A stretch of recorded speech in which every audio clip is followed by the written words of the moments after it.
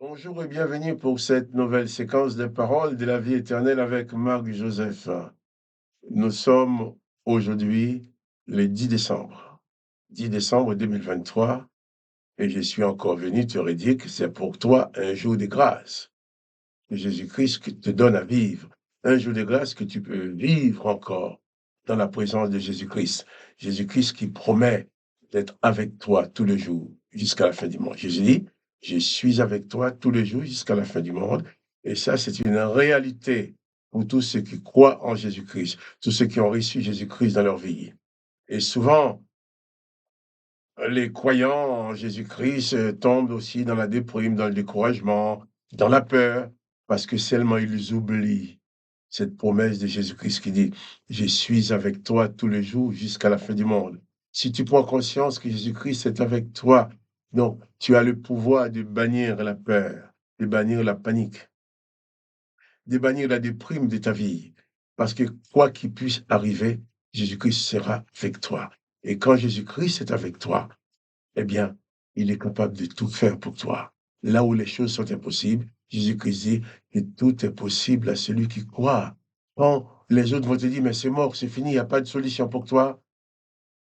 Quand on lit les évangiles de Jésus-Christ, quand on connaît les paroles de Jésus-Christ, on comprend bien que lorsque Jésus-Christ est présent, autant que Jésus-Christ est présent dans ta vie, tout est encore possible.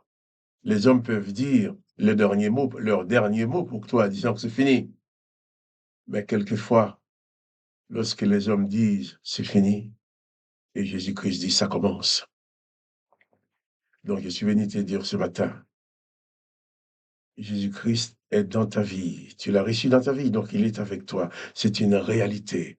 Il ne faut jamais oublier cela. Il faut toujours t'appuyer sur cette présence de Jésus-Christ, cette présence bienfaisante, la seule présence qui peut vraiment apporter la paix dans ton cœur, la paix dans ton âme et te permettre de vivre ta vie sur cette terre dans la paix. Je ne dis pas sans problème. Dans ce monde, tout le monde a des problèmes. Les riches ont des problèmes, les pauvres ont des problèmes. Les grands, les petits, quel que soit là où tu es, il y a des problèmes. Les problèmes sont différents. Mais toutefois, quels que soient les types de problèmes que tu as, tu peux compter sur la présence de Jésus-Christ pour t'aider à traverser même les moments les plus difficiles. Et je vais m'appuyer sur une promesse de Jésus pour prier avec toi ce matin. Cette promesse, c'est que Jésus a dit, tout ce que nous demanderons au Père en son nom, il le fera pour que le nom du Père soit glorifié. Et je vais prier avec toi. Et je sais que ma prière va être exaucée ma prière en ta faveur va être exaucée pour que le nom du Père soit glorifié. Parce que Jésus-Christ l'a promis. Donc, aujourd'hui, c'est un jour de grâce pour toi. Pas de panique, pas de terreur, pas de déprime. Parce que Jésus-Christ est avec toi. Souviens-toi. Et n'oublie pas cela. Et je vais prier avec toi ce matin. Peut-être qu'il y a quelqu'un d'autre qui a déjà prié avec toi, mais je vais le faire aussi. Si personne ne l'a encore fait, je vais prier avec toi. Je te demande seulement, même si tu ne me vois pas en chair et en os, à côté de toi, mais élève ton âme vers Dieu comme moi. Que ton âme soit en communion avec la mienne. Et je vais prier. Tu pries aussi, tu fais ta demande en même temps que moi. Et j'appuie ta prière pour que le Seigneur puisse t'exaucer. Jésus-Christ est notre Maître, notre Sauveur. C'est celui qui garantit l'exaucement de nos prières. Père Tout-Puissant, je me tiens devant toi avec mon frère, ma sœur qui est devant cet écran, mon frère, ma sœur qui écoute et qui prie avec moi. Et je te demande maintenant, dans le nom de Jésus-Christ, de répandre toute la plénitude de sa grâce, de ta grâce dans sa vie. Tu connais ses besoins, ses attentes. Tu connais ses souffrances. Tu connais ses soucis. Eh bien, je te demande, dans le nom de Jésus-Christ, Père, de venir à son secours, de lui donner les moyens de s'en sortir. Car rien n'est impossible à toi. Si on lui a déjà dit que c'est impossible, dans le nom de Jésus, je proclame la possibilité. Si on t'a déjà dit que c'est mort pour toi, il n'y a pas de solution, dans le nom de Jésus, je proclame une solution. Jésus-Christ a promis d'exaucer nos prières. Tu as promis d'exaucer nos prières que nous adressons au Père en ton nom. Papa, dans le nom de Jésus-Christ, je te demande d'intervenir dans la vie de mon frère, de ma sœur, de cet homme, de cette femme qui regarde cette vidéo et qui écoute. Et s'il y a des maladies dans son corps, dans le nom de Jésus, je proclame la guérison. S'il y a des souffrances dans ton corps, dans le nom de Jésus, je proclame la guérison. Si tu es tourmenté dans ton âme, dans le nom de Jésus, je proclame la paix dans ton âme. Je proclame la délivrance. Si tu es dans le découragement, je proclame la force de Dieu dans ta vie maintenant. Il faut que tu dois le croire avec moi. Dans le nom de Jésus, tu es guéri, tu es soutenu, tu es soulagé, tu es sauvé. Tu reçois la paix maintenant. C'est gratuit. Tu n'as rien à payer. C'est par grâce. C'est pour ça qu'il dit, c'est pour toi un jour de grâce. Réalise ce matin, réalise en cet instant, que ce soit le matin ou l'après-midi, que tu écoutes ça, mais réalise que la grâce de Jésus-Christ est en train de te toucher maintenant et reçois ta délivrance par la foi dans le nom de Jésus-Christ. Amen. Et je crois à l'exaucement de la prière. C'est pourquoi j'ai prie pour toi aujourd'hui. Et demain, je vais encore prier avec toi. Chaque jour, il y a des soucis différents. Chaque jour, il y a des choses différentes à régler. Je ne connais pas le déroulement de ta journée. Je ne sais pas qui tu vas rencontrer. Je ne connais pas les problèmes que tu vas avoir à affronter. Mais j'ai la certitude que Jésus-Christ est avec toi. Si Jésus-Christ est dans ta vie, il est ta délivrance. Il est ton libérateur. Il fera tout pour que tu puisses t'en sortir. Pour aller avec moi. Moi, je le crois. Je le proclame.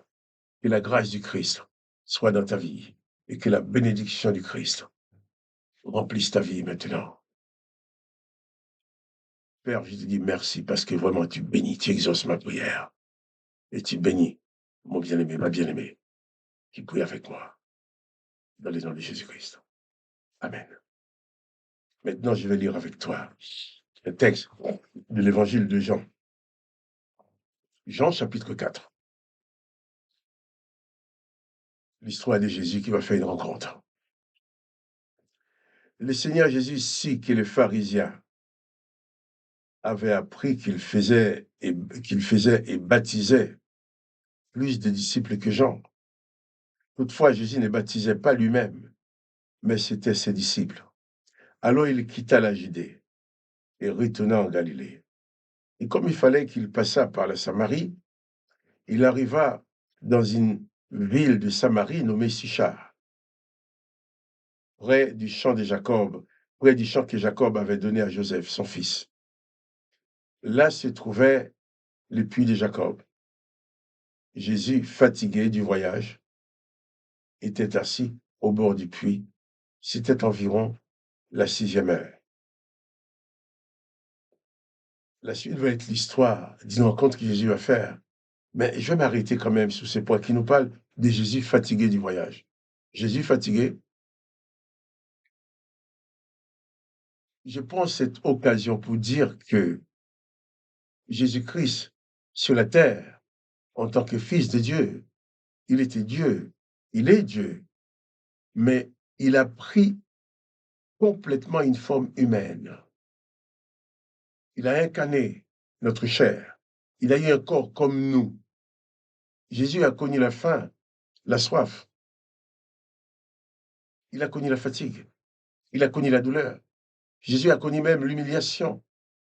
Jésus a souffert dans son âme des choses qu'on lui a faites. Jésus a souffert dans son corps. C'est pour dire que Jésus-Christ peut te comprendre. Il ne s'agit pas de quelqu'un qui s'enferme dans son monde, dans son bureau, dans son machin, qui ne vit pas ta vie. Il y a des personnes dans le monde qui nous gouvernent, qui font des choses, on peut dire, ils ne peuvent pas nous comprendre, ils n'ont jamais vécu ce qu'on a vécu, ils ont toujours vécu autrement. Mais Jésus-Christ est venu sur la terre pour vivre ta vie, pour goûter à ta douleur, à ta souffrance. Jésus-Christ a connu la douleur, il a connu la souffrance. C'est pour cela, quand tu souffres, tu t'adresses à Jésus-Christ, il peut te comprendre. Jésus fatigué. Oui, tu me diras, oui, mais Jésus-Christ, il a toute la force, toute la puissance en lui, il n'a pas à être fatigué. Mais les textes nous disent Jésus était fatigué, alors il s'est assis au bord du puits. C'était, il dit, environ la 6e heure. La 6e heure de la journée, qui veut dire qu'il était midi, quoi. Il était midi en Israël, dans la Samarie. Il faisait chaud, très chaud. Et Jésus s'est assis au bord du puits et il s'est reposé au bord du puits, mais il attendait quelqu'un. Jésus savait aussi ce qui allait arriver.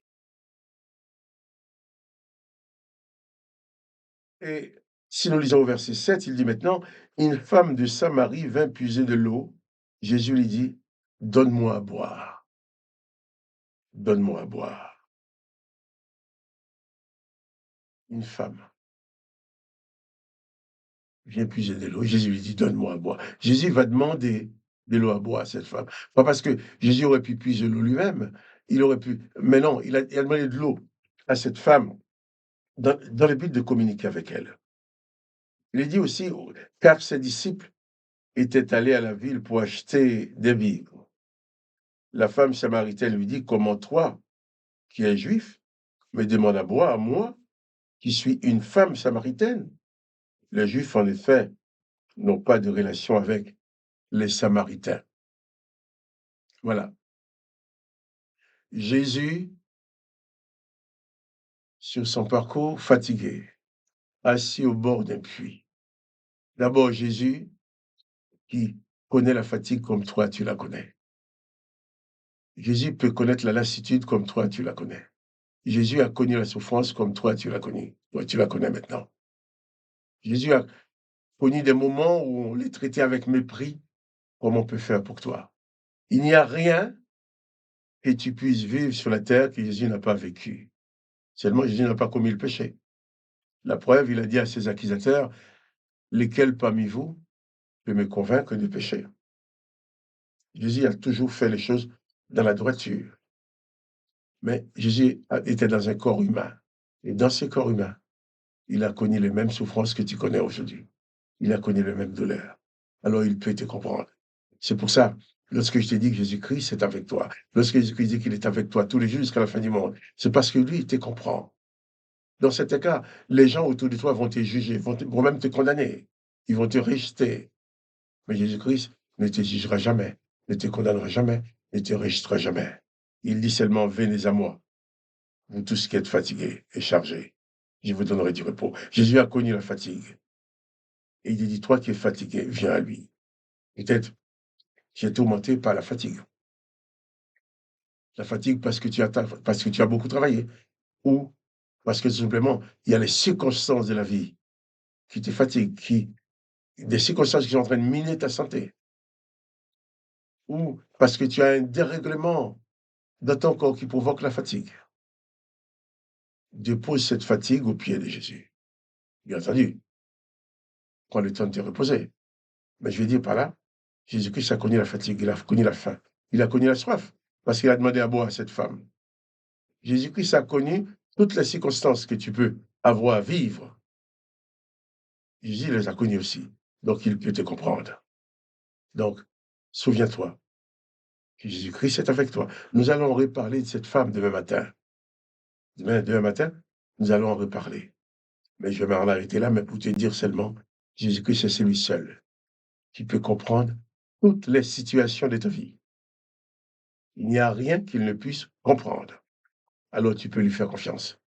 Quelles que soient les circonstances de ta vie aujourd'hui, fais confiance à Jésus-Christ. Réalise qu'il est avec toi tous les jours jusqu'à la fin du monde. Réalise qu'il est ta victoire. Et pas de panique. Parce que lorsque Jésus-Christ est présent, tout est encore possible. Si on te dit, si on te dit, eh bien, c'est fini pour toi, Jésus peut te dire, eh bien, ça commence pour toi. Que le nom de Jésus-Christ soit glorifié. Que toi, tu sois béni. Et quant à moi, Marc-Joseph, je te dis à demain pour une autre séquence des paroles de la vie éternelle. N'oublie pas les petits coups de pouce pour dire que tu aimes la vidéo si tu l'aimes, pour qu'elle puisse être proposée à d'autres personnes. Sois béni. Pas de panique. Jésus-Christ est avec toi. N'aie pas peur, car Jésus-Christ est ton sauveur.